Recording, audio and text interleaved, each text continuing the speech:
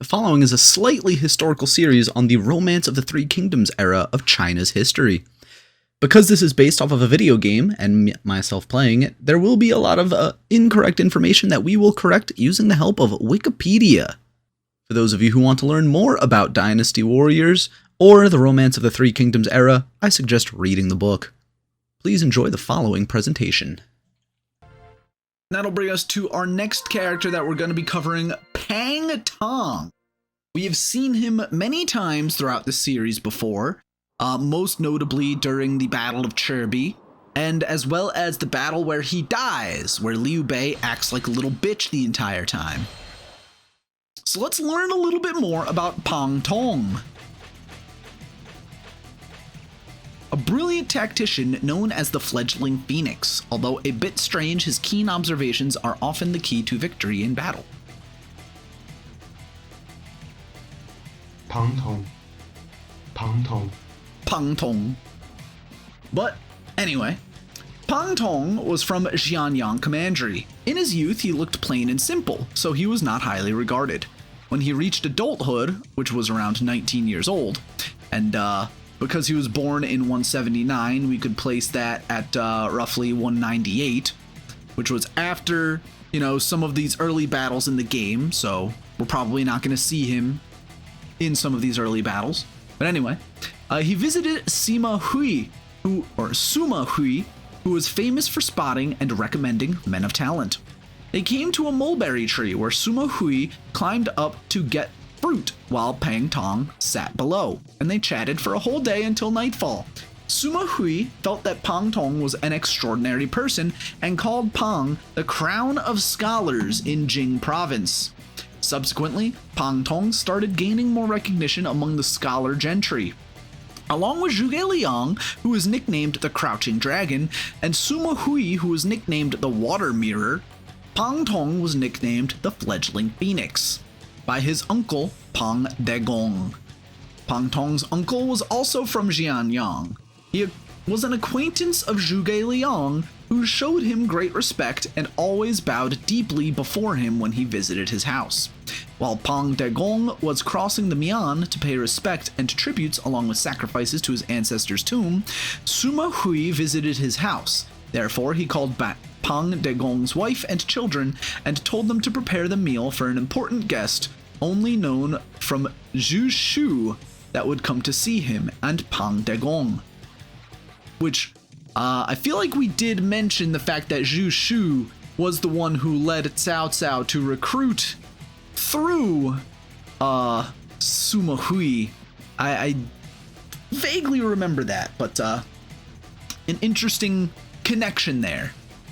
Pang Degong's wife and children respectfully followed his instructions. Soon, Pang Degong was back and stood in attention for the meeting, even though he did not know who the guest was.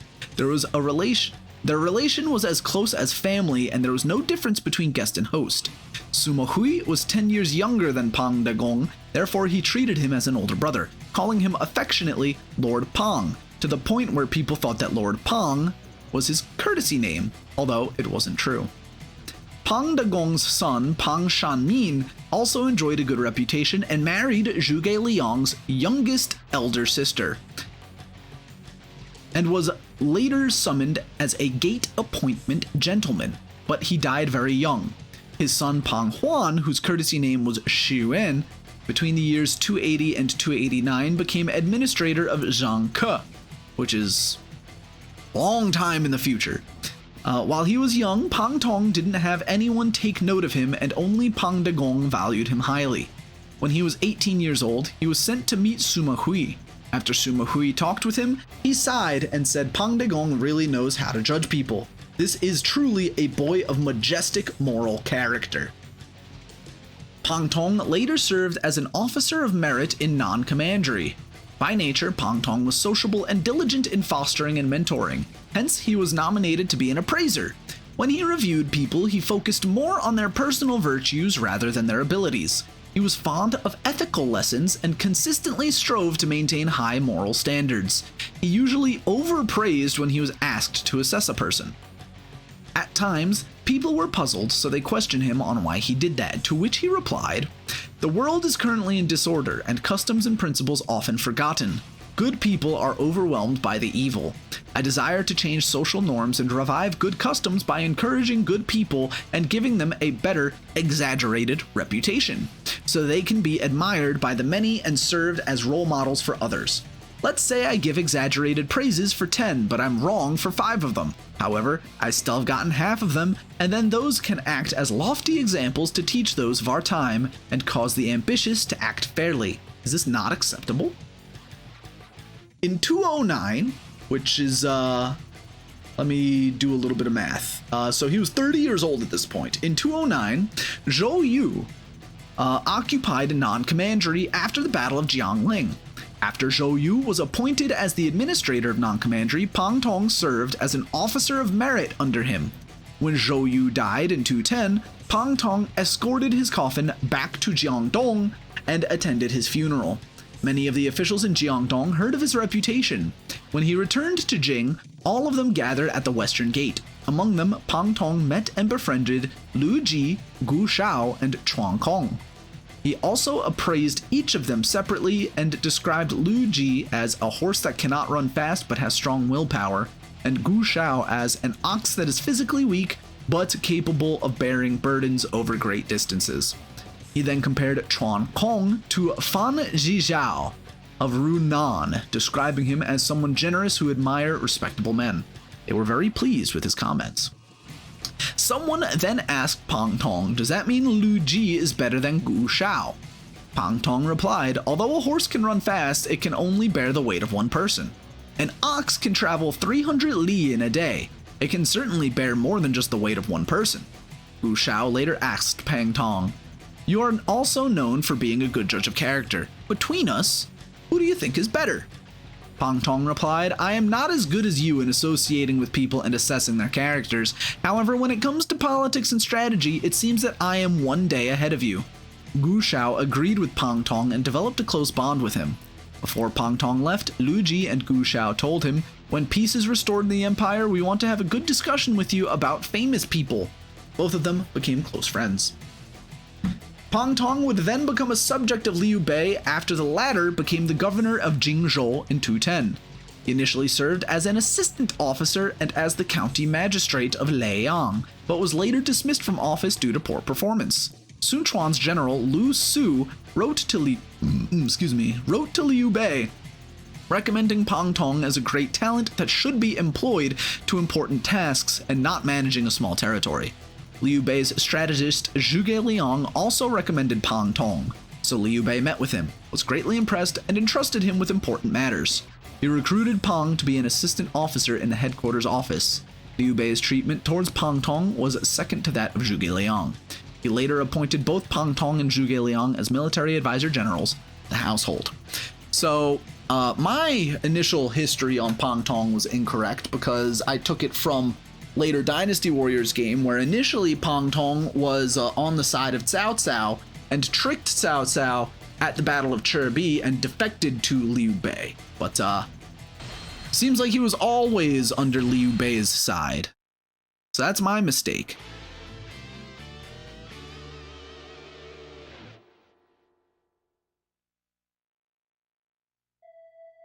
I am Pang Tong. I studied together with Zhuge Liang.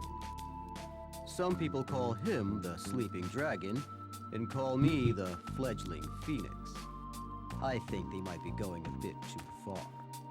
Liu Bei took an interest in my somewhat clever mind and allowed me to join as his officer. In my first battle, I'm going up against Cao Cao. Wow, I sure am nervous about my first battle being so large. If one of my plans is successful, we should be able to win. Well, here goes nothing. We shall join forces with Sun Quan's army and attack Cao Cao here at Chibi. This battle will surely predict the direction in which the land shall go. For the sake of our ambitions, we must sink Cao Cao's fleet to the river depths. Everybody, I am counting on each of you to give your best and bring victory to our cause. Pang Tong, you must wait for your chance to use your strategies. If they can help impede the movement of Cao Cao's forces, then victory will be made that much easier. I leave it up to you. Alright, so it's going to be a little jumpy around in the timeline here, because the Battle of Chirbi happens in 208, if I remember correctly. I just looked that up, but let me double check it. The Battle of Red Cliffs was in the years 208, 209, which at the time, Pang Tong was in non-commandery. So looks likely that Pang Tong was never actually at this battle. But in the book The Romance of the Three Kingdoms, in chapter 47, before the Battle of Red Cliff, Jiang Gang recommends Pang Tong to Cao Cao. Pang Tong presents a chain links strategy to Cao. Plan involves linking Cao Cao's battleships together with strong iron chains to make the ships more stable when they were sailing, as well as to reduce the chances of Cao's soldiers falling seasick due to his excessive rocking. This leads to Cao Cao's defeat, as well as his battleships are unable to separate from each other during the fire attack. When one ship is set aflame, the other ships linked to it catch fire as well. So what I just said about him defecting from Cao Cao to Liu Bei, it looks like that did happen in the story The Romance of the Three Kingdoms, but it didn't happen in real life, because it is not until 210 that I mentioned Pang Tong becomes a subject of Liu Bei, after Liu Bei becomes the governor of Jingzhou. So we're going a little bit in the past here to a battle that it seems like Pang Tong was never at. And if I would like to double check that real quick, yeah, Pang Tong's name does not appear on the Wikipedia article of this battle. It doesn't even show up in the fictionalized account section, which is really interesting. So a very, very interesting thing going on here.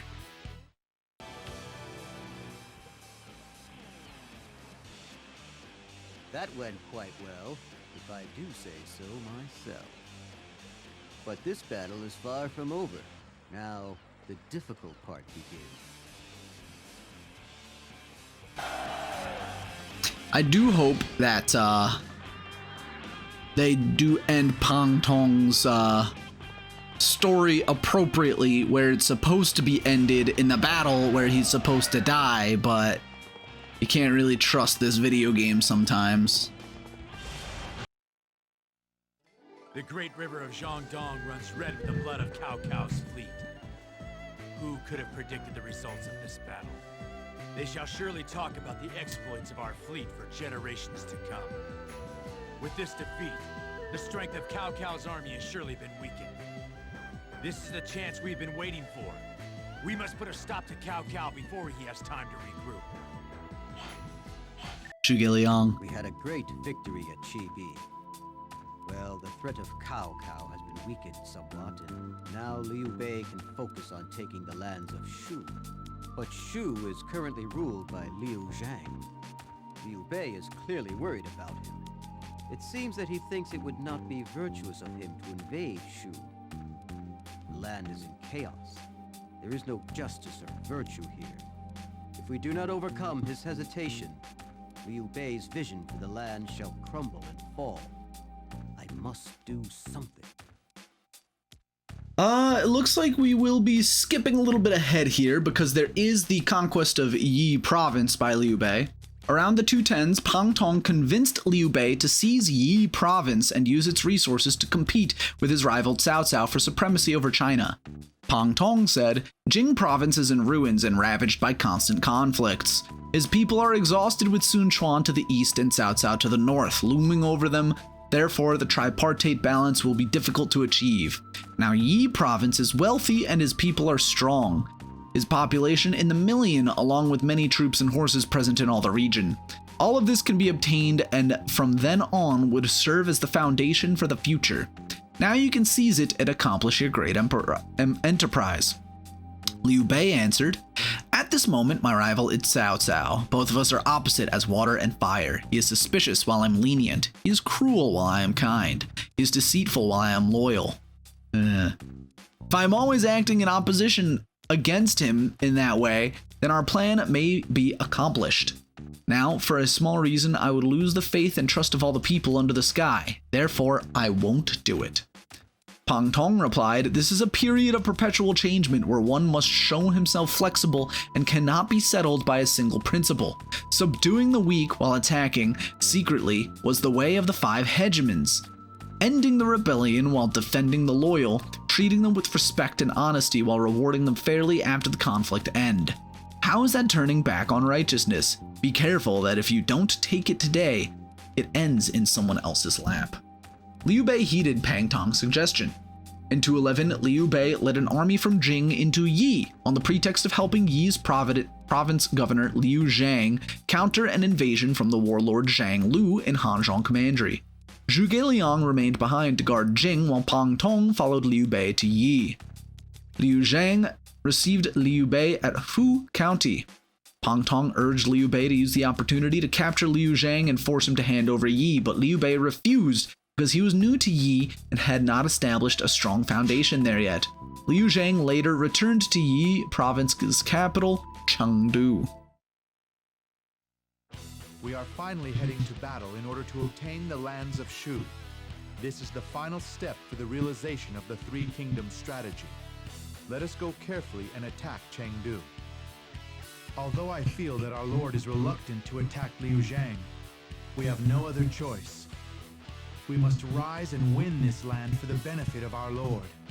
Pang Tong, I am placing you in command of our entire army. You shall go from Mianzhu to Chengdu's northern gate and surround Chengdu. Be careful. Pang Tong outlined 3 plans for Liu Bei to choose from. The upper plan: select the best soldiers to form an elite force and advance quickly towards Chengdu and force Liu Zhang to surrender and hand over Yi. Pang Tong also believed that Liu Zhang was not competent in military affairs and was unprepared, so the chances of success were high. Pang Tong considered this to be the best plan. The middle plan: knowing that Yang Huai and Gao Pei were famous generals who led strong troops defending Guangzhou and in the past they had advised Liu Shang to send Liu Bei back to Jing. Before the army advances, spread false news that Liu Bei was returning to Jing, saying that the region was in danger and that Liu Bei needed to rescue it while making it look like the army will leave.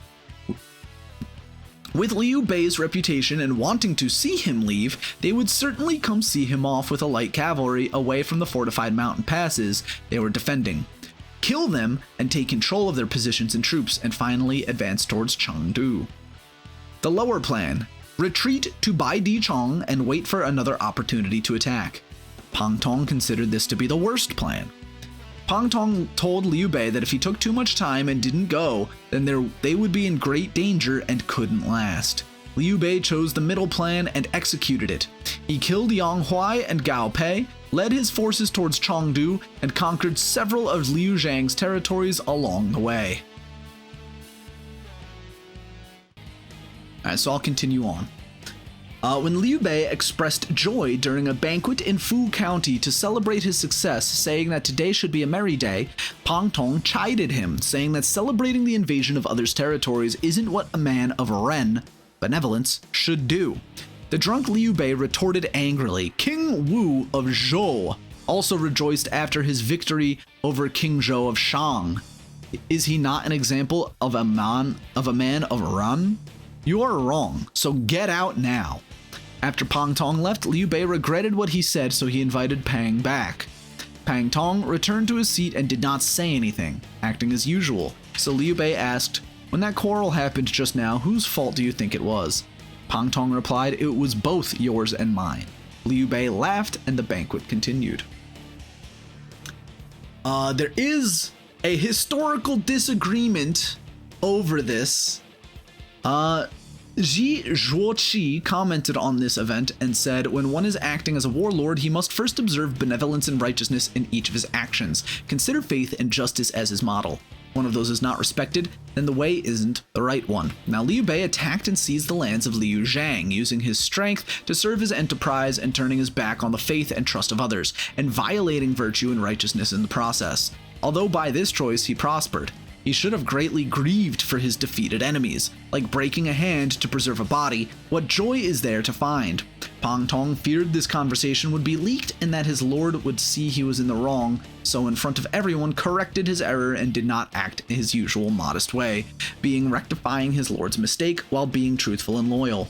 A superior who can correct his mistakes will have followers while achieving success. With many followers, one may be able to achieve great enterprise. If he follows reason, he will have his goals realized. With one speech, 3 goods were illuminated, while with one remonstrance, 100 of generations followed righteousness. This can be used as an example. If one tries to change his faults while he doesn't focus his attention on his qualities, understand his faults will itself be honest and loyal. Those would be able to complete great enterprise and achieve their affairs. There has never been such before. Pei Zongxi added, the person who pulled together and annotated the Romance of the Three Kingdoms, although the plan to attack Liu Zhang came from Pang Tong, it violated righteousness to accomplish the desired goal, and so was at its root deceptive. Knowing this, Pang Tong felt guilty and restrained himself from happy feelings. Hence, when he heard Liu Bei speak about being merry, he acted unconsciously frank and answered as such. Liu Bei at this feast drank too much and was happy at another's misfortune, comparing himself to King Wu of Zhou without any shame. This was Liu Bei being at fault while Pang Tong wasn't. His statement that both of them were in the wrong was to avoid conflict. In this discussion, through Mr. Ji Zhuoqi's purpose isn't wrong, the implication of those words have digressed. So basically, historians are like, yeah, Liu Bei's a douchebag, and Liu Bei sucks. And then we get to eventually Pang Tong's death, which is supposed to happen in this battle, but considering it's the second battle we're playing in, he's probably not going to die in the video game version. Later participated in a battle against Liu Zhang's forces at Luo County. He died after being hit by a stray arrow in the middle of battle. He was only 36 years old.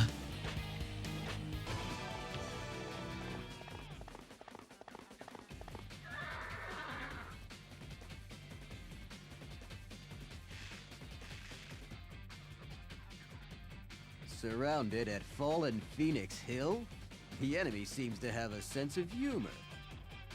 The problem is, I have no intention of falling just yet. I'll see you on the other side of the hill. It's funnier considering the fact that, they try to make him act all like weepy and grievy, but we just read that in real life, oh, he was laughing it up. He was having a grand old time. Attacked my family, forced to surrender, to give up the land of my fathers.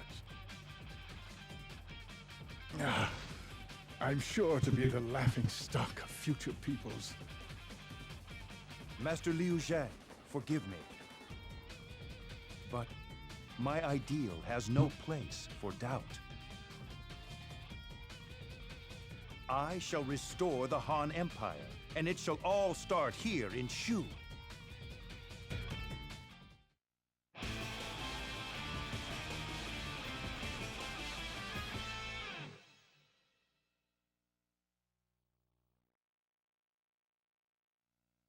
I have defeated Liu Zhang and gained the lands of Shu. If it weren't for everybody's support, I would have forsaken both justice and the lands of Shu in the name of humanity. Now that I have the rich and fertile lands of Shu under my control, I shall not fall behind Cao Cao and Wu. Finally, the path to a land that exists for the people has been opened. So at this battle, like I mentioned earlier, Pang Tong was supposed to die because of a stray arrow. Liu Bei was deeply saddened by Pang Tong's death, and he would weep whenever he was mentioned. Pang Tong was posthumously made a secondary marquis after Liu Bei became emperor and established the state of Shu Han in 221. In October or November of 260, Liu Bei's son and successor Liu Shan honored Pang Tong with the posthumous title Marquis Jing. Liu Bei had a shrine and tomb constructed for Pang Tong near Luo County.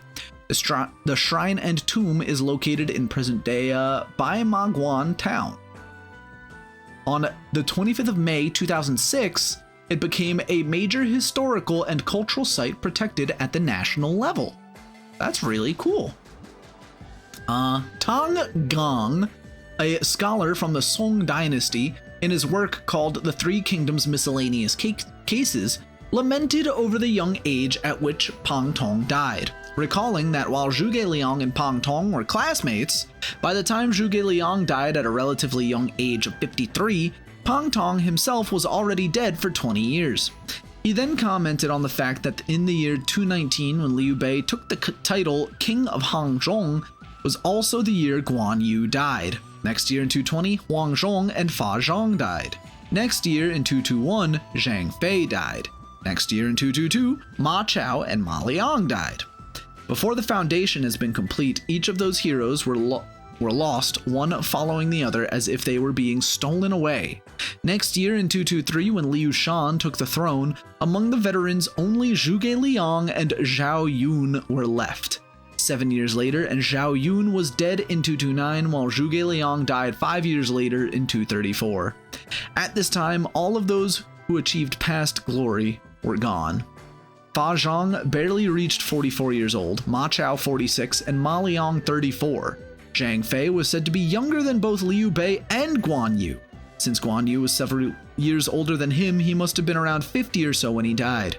Huo Jun died when he was just 39.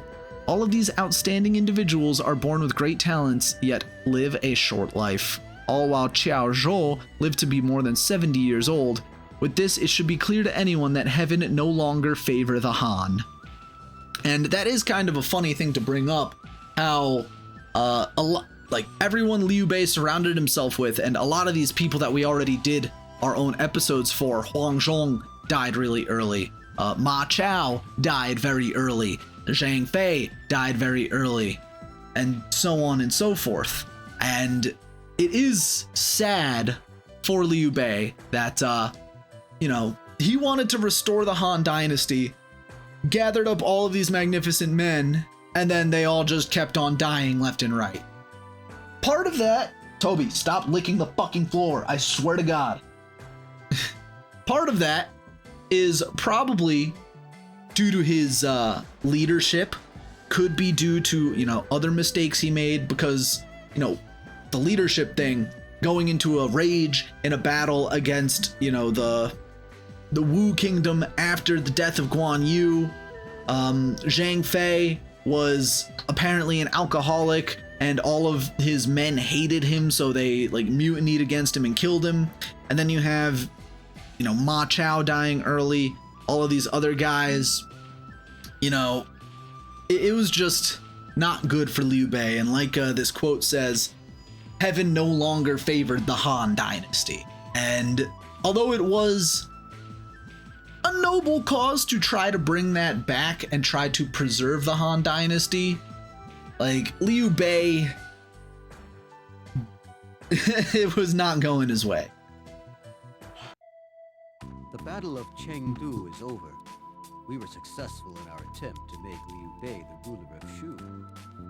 Okay, now Liu Bei's struggle for the land is really getting started. First, I suppose we should get rid of Cao Cao. The best way to shut him up is to attack his weak point. So let's go and take Hanzhong. Wei also knows the value of Hanzhong, so it is safe to say that it will not be easy. I suppose that's my cue to go and do something amazing. From here, we shall advance our army to Mount Dingjun in Hanzhong. If we can take this land, it will prove advantageous in our battle against Wei. In order to attack the enemy position on Mount Dingjun, we must first take Mount Tiandang. Everybody, begin moving towards there from your current positions. Wei has many experienced officers. If we hesitate for a moment in the implementation of our strategy, then we will be overrun for sure. We must move quickly. I am counting on you. What's up, D-Mike?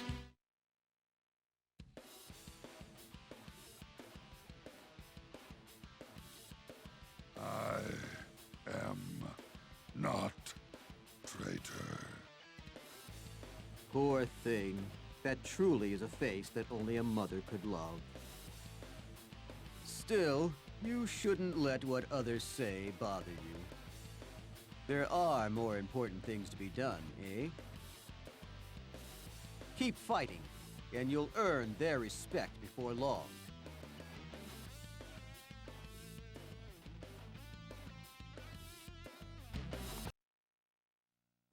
We expelled the Wei army from Hanzhong and created a foothold towards the center of the continent.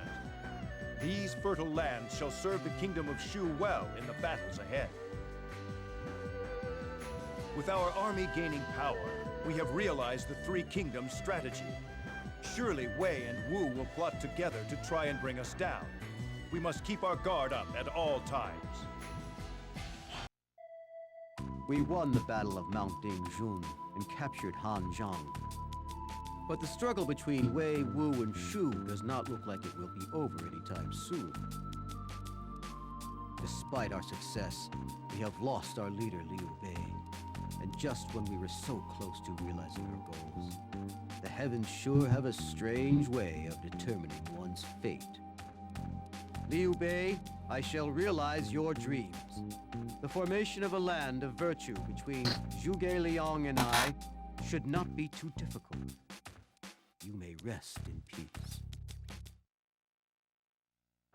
Pang Tong, although it may be providence, it is unfortunate that we had to lose Master Liu Bei.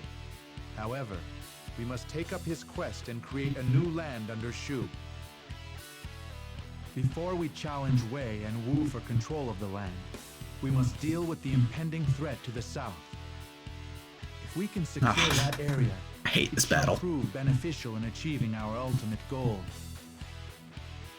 For this battle, we shall spread out our troops and press the attack on the front lines. However, this is unknown territory, so we cannot be sure of what troubles may await us.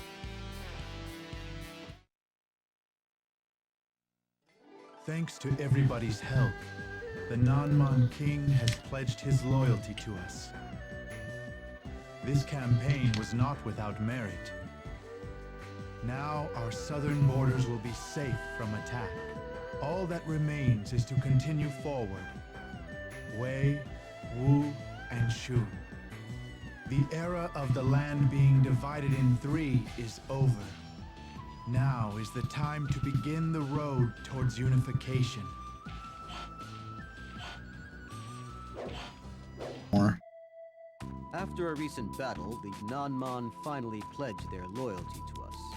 Thank heavens. Now, if we can just defeat Wei and Wu, the land will at last be ours.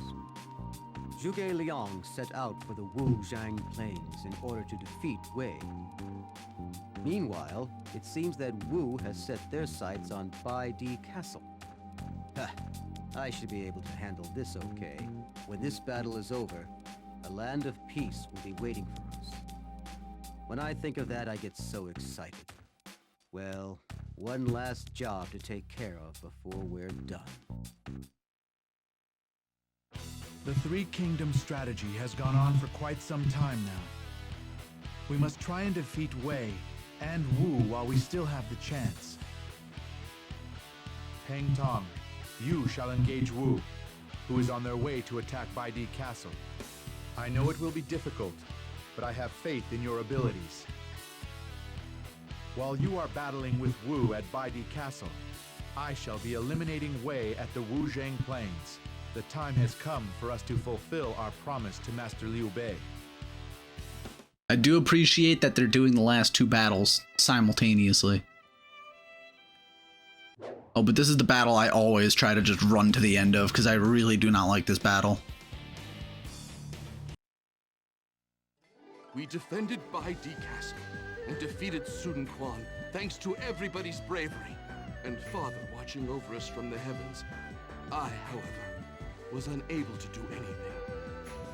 From now on, I vow to become strong like everybody else, to protect this land that Father and so many others gave their lives to protect. I ask that you follow me and lend me your assistance. It was during the final days of the year 200 AD when the Han Dynasty saw its end. Its demise ushered in a new era of chaos, brought on by several regional lords vying to rule China.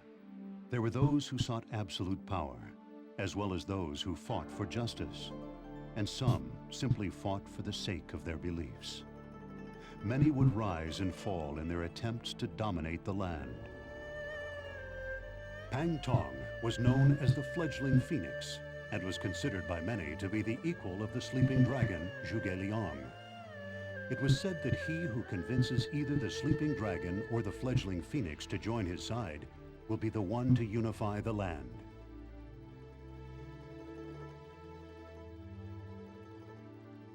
At first he served Wu, but due to his dull countenance, he was not considered to be of high importance. He later left Wu to join Shu. Zhuge Liang, who was aware of Pang Tong's abilities, quickly employed him. That is slightly true, yes.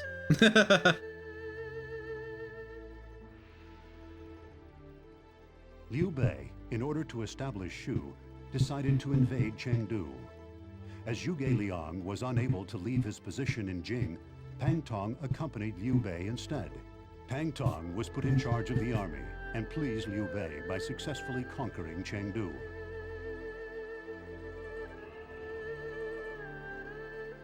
Liu Bei made Chengdu the base for his kingdom and began to build his forces so that he could oppose Wei or Wu at any time.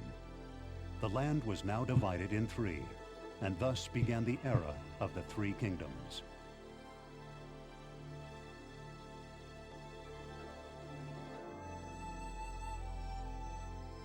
The time had finally come to determine which kingdom would prevail and unify the land.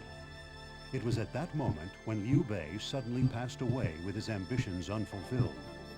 The leaders of Shu banded together and all swore to protect and support the young Liu Chan.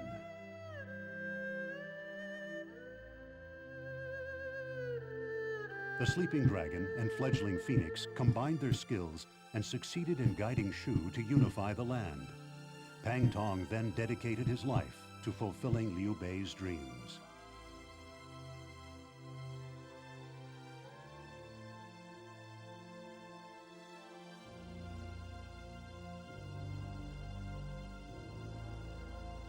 These tales, long forgotten in the flows of time, are about the legends of which no one can recall.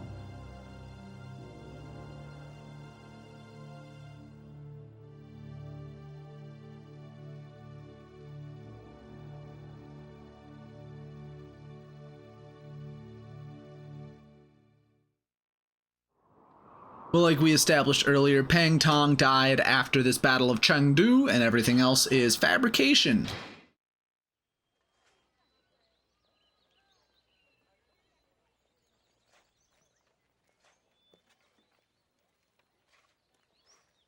A land at peace is a wonderful thing. But did so much blood have to be spilt? Master Pang Tong! We sure could use a little help over in the fields. My pleasure.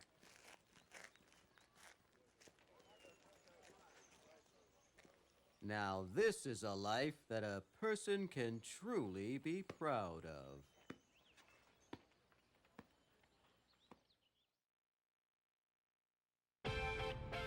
And that'll be ending the stream for the evening. Two interesting characters, although they were killed before their time.